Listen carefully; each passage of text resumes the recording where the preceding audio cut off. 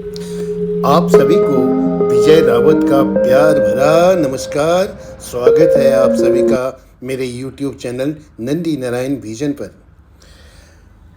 आस्था के गहरे समंदर हैं जहां पौराणिक सभ्यता, संस्कृति और इतिहास के दस्तावेज और खजाने हैं, जहां त्याग, बलिदान और शहादत के ऊंचे ऊंचे शिखर प्रतिमान हैं, जहां वह प्रयागों के राजा प्रयागराज और शिव की नगरी शिव काशी है। बच्चों से मिलने के बहाने पावन तीर्थों के दर्शन और देखने और जानने का सौभाग्य प्राप्त हुआ है।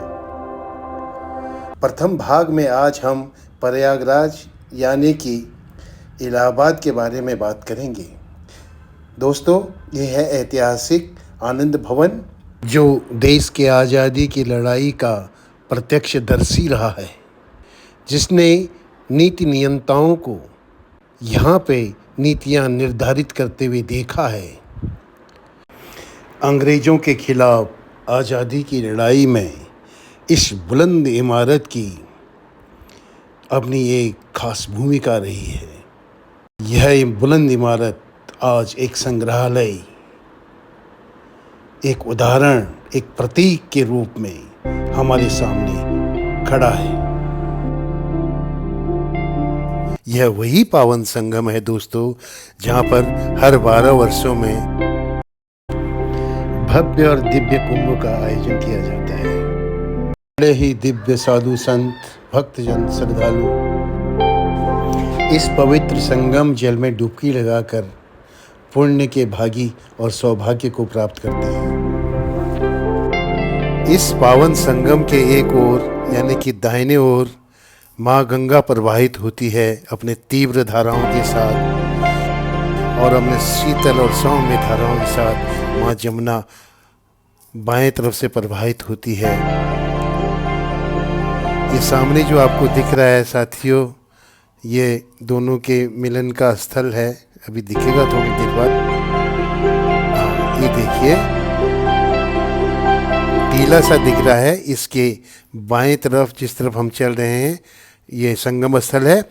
दाएं तरफ गंगा और बाएं तरफ यमुना जी, और यहाँ पर वहीं पर सरस्वती जी प्रकट होती हैं और वहीं से लुप्त हो जाती है।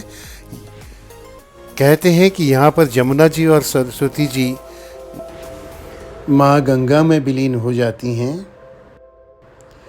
और फिर आगे का जो सफ़र है माँ गंगा यहाँ से अकेले ही तय करती है अपने गंतव्य तक। चलिए आइए दोस्तों, माता अलोप शंकरी जी के दिव्य दरबार में कहते हैं कि जब माता सती के देह को शंकर भगवान जी लेकर जग जग भटक रहे थे, तो उसका अंतिम हिस्सा यहीं पे गिरा था, और माता अलोप शंकरी जी का एक सिद्ध पीठ का निर्माण यहाँ पे हुआ था। आज हमें इस सिद्ध पीठ के दर्शन करने की सौभाग्य प्राप्त हुए। यह है चंद्रशेखर आज़ाद जी का बलिदान स्थल, सत सत नमन। इसी पेड़ के नीचे उन्होंने खुद को गोली मारकर देश के नाम शहादत दी थी और अंग्रेजों से लोहा लिया था। चंद्रशेखर आज़ाद पार्क कभी अंग्रेजों के ज़माने में एल्फ्रेड पार्क अथवा कंपनी गार्डन के नाम से जाना जाता था। बहुत सुंदर है ये पार्क, और यहाँ पे हर शाम को 7 बजे लाइट और साउंड का कार्यक्रम किया जाता है, जिसमें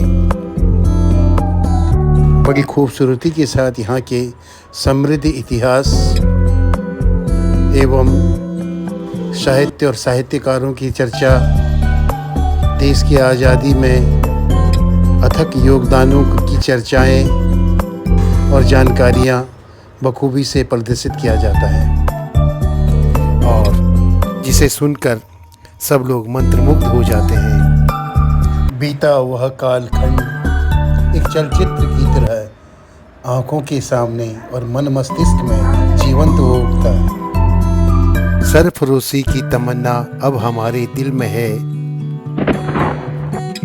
देखना है चोर कितना बाजुए कातिल में है, यही कहा था महान देशभक्त चंद्रशेखर आज़ाद जी ने।